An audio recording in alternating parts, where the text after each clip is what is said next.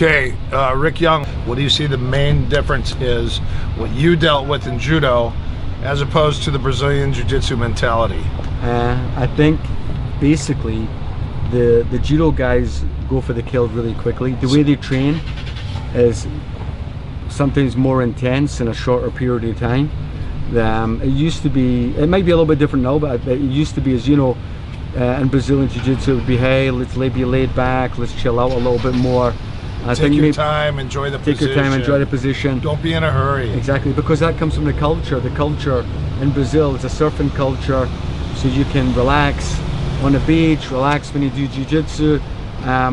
The judo has more immediacy to it. That's why, as you know, like 5-minute matches, and came from 10 minutes originally to 5-minute matches. And also in that 5 minutes, if you're thrown on your back, it's finished.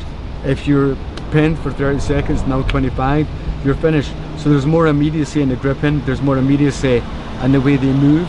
And again, I think now it's a little bit closer because with the more competition oriented jiu-jitsu, it's changed a little bit. You've got big athletes now, guys who are training really heavy, but still I think judo is not more direct, but more straight to the point. Aggressive. It's more aggressive. Yeah, and it's kind of like wrestling, right? Yeah, exactly. Yeah, very much. What do you think of the differences? To me, it's more of an attacking style. Like, look at David Camarillo. His style of judo, jiu-jitsu is more attacking. It's more aggressive.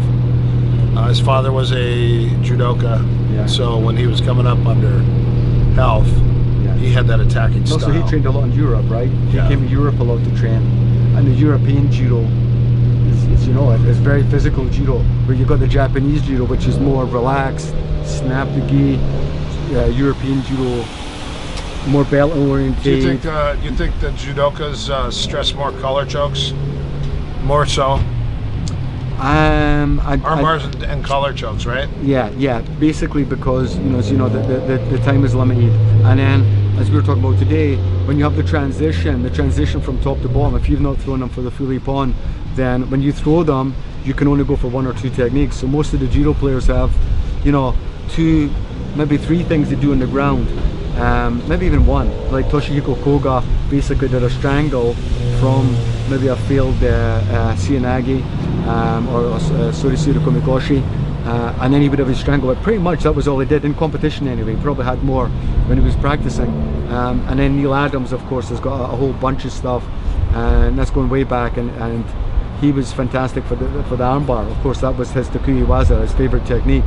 But I think you're right. Yeah, absolutely. Just because of the nature of the sport, the rules will dictate the techniques that are going to come out, right? So the nature of it, throw, and then if they're not doing anything 10-15 seconds, then they're back up. I think the style of judo played a big part mentally with the judo with the Shudo fighters, because of the same thing. When you're fighting, you're punching, you're kicking, you take the guy down, or throw him or get thrown, you have to attack, and you got 15 seconds to 30 seconds to submit your guy, or you're back up to your feet. So it was attack. In the Judo, yeah, originally. Wow. And that's what made it a spectator sport. 3 5-minute rounds. You took your partner down, you had 15 to 30 seconds to submit him, and if you didn't, you're back to your feet and you're slugging again. Wow. So that mentality, the same style of mentality, someone asked me what catch wrestling was, and I said, to me, the mentality for catch wrestling is jiu-jitsu on steroids, because it's attack. If you can touch it, you can take it, and they're attacking all body parts. If they can attack the leg or the wrist or the neck, whatever they can go for, and they try to get the submission or the quick kill. That's what they're after. I think it depends what you train with as well, isn't it? If you're training with elite players, you're going to be trained a certain way. So like when you trained at the Edinburgh Cup and you met the guys there and trained and taught them, then those guys were training for potentially the Olympics, the Worlds, the Europeans, the British. They were training really hard for that. So you don't have time to do things which aren't specific to your sport or specific to the competition arena. So you don't have time to play around with this or play around with that. So you've got to make sure that everything is, because you only have a certain amount of energy and a certain amount of time, like when you did Judo, right? You when you were competing. So I think that's another thing. Whereas for like a recreational jiu-jitsu player, you has maybe not a lot of time, but can start to play with things a little bit more. Play with the guard, play around with different chokes and different. They enjoy the positions more and the transitions. Yeah. The same thing when I was getting ready for a fight in Judo, in the catch wrestling aspect of it, I had to take 12 guys down in a row. There's Really? 12 guys in class. He goes, you have to take each one of these guys down. He goes, if you play, you're gonna get tired. And then after I took 12 guys down, they lined back up, and he goes, now you gotta submit each guy. And I remember I was like pulling guard, and he goes, what are you doing? You're not playing. Don't play, you're gonna get tired. Attack, don't play, attack. There's no time to play. And it was just that mentality, because of the fact that you have so many guys that you had to go against. Yeah. You couldn't sit and play with guys, you had to attack them. Yeah. So that type of mentality for me was kind of ingrained, and then as time went on, it was Master Higgins saying, hey, take your time, enjoy your position, enjoy the real estate that you've come into, whether, you know, the dominant position, enjoy that. But also, for the way you're talking about training there, you have to be in shape for that, right? Yes. I mean, not just physical shape, but mental shape, emotional shape, because if you're not emotionally ready for a session like that, it can shake you up.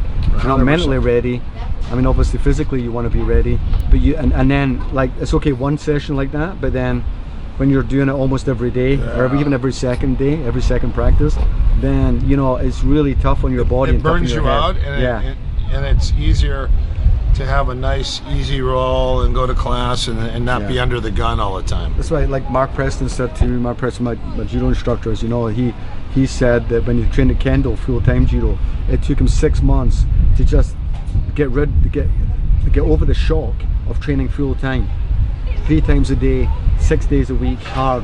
And he said that actually 2 times on a Saturday, I think, and 3 times on Monday and Friday. But the shock, he said, mentally, of having to do that, and he said that's why a lot of guys would be leaving.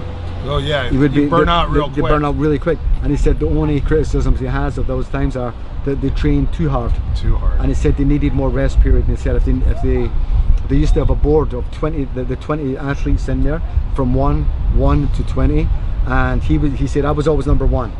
He said always. And he said if I said it was enough, then the coach would go, okay, that's enough, too much for them.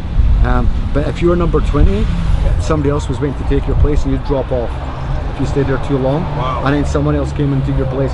But he said the training was incredibly hard, but I think sometimes it's counterproductive, and that's getting back to the different mentalities, where sometimes a light session isn't a wasted session. You know, like you were talking about this at the weekend, about allowing people to catch you, and learning from being caught, and learning to roll light and not get injured. And if you can do that, you're still keeping the motor running, you're still training. You don't feel like it's a wasted session, though, because, you know, I mean, if I roll with you, I'm going to get smashed. You know, if the you older you are, the more you got to slow it down a little bit.